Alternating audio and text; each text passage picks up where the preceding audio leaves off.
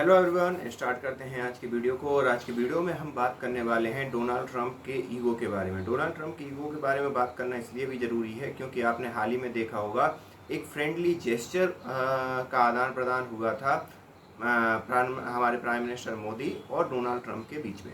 इसकी बात तो ठीक है, ये एक जेस्चर और अच्छे संबंधों का आगाज़ जो कि 50% टैरिफ लगा के अमेरिका ने बिगाड़ दिए हैं, ये एक गुडविल जेस्चर है और एक मतलब फॉरवर्ड लुकिंग है और एक मतलब अच्छा कदम है दोनों के रिश्तों के लिए, दोनों के एक प्रकार से व्यापार के लिए, आर्थिक परिदृश्य से भी और वैसे भी नॉर्मली भी ये बहुत अच्छा एक संदेश है।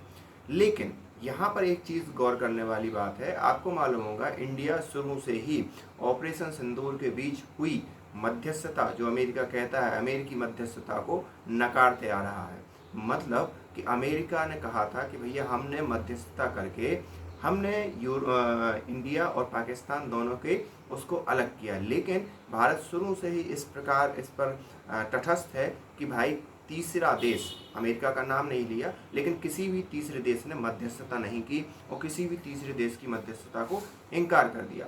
ये तो था भारत का तर्क, और इसी तर्क के कारण हमारे जो राष्ट्रपति ट्रंप है वो भारत से क्या हो गए थे, एक प्रकार से चढ़ गए थे या पिनक गए थे। क्योंकि राष्ट्रपति ट्रंप, अभी के जो राष्ट्रपति ट्रंप हैं, वो कहीं ना कहीं थोड़े से उनको ईगो सेंट्रिक हैं और ईगो को लेकर बहुत ज़्यादा सेंसिटिव हैं।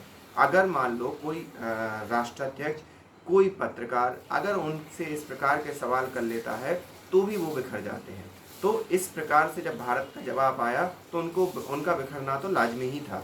लेकिन अब यहाँ पर एक और ट्रिक है। यहाँ तो भारत के जो रिश्ते हैं, उन्होंने जन्मदिन की बधाइयाँ दी प्रधानमंत्री को, प्रधानमंत्री ने भी उनको रिप्लाई किया, ये सब ठीक था। लेकिन इसी बीच में आ जाते हैं प्रधानमंत्री, पाकिस्तान के डिप्टी प्रधानमंत्री या उप प्रधानमंत्री, जो भी आप कहो, उन्होंने एक प्रकार से बयान दिया, कहा कि भारत ने ही जो भी तीसरे देश है उनकी मध्यस्थता, ऑपरेशन सिंदूर के अंदर जो भी तीसरे देश की मध्यस्थता है उसको स्वीकार करने से मना कर दिया था।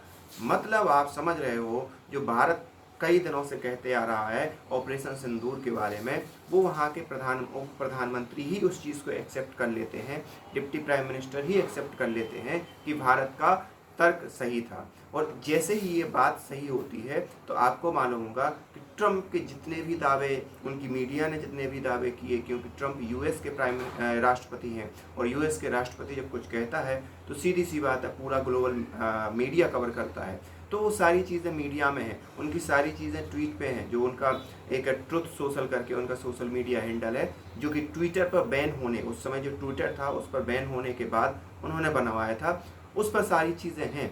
और उससे सीधा सीधा ट्रंप के जितने भी क्लेम हैं उसको एक प्रकार से फॉल्स साबित हो जाते हैं, गलत साबित हो जाते हैं। और ये ट्रंप के लिए बहुत ही बड़ा ईगो का इशू होने वाला है।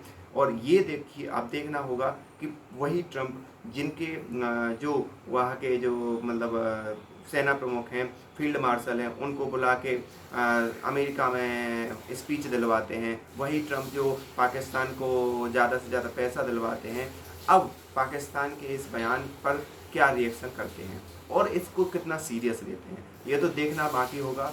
लेकिन एक बात तो साफ है कि हमारी गवर्नमेंट जो भी तथ्य सामने रखती है, जो भी चीज़ें कहती हैं, वो पूर्णतः प्रामाणिक होती है, पूर्णतः सत्य होती है। चाहे आप चाइना के केस में देख लें, चाहे पाकिस्तान के केस में देख लें, और अब तो अमेरिका के केस में देख लें, जितनी भी चीज़ें मीडिया के सामने आई वो धीरे धीरे गलत साबित हो रही हैं।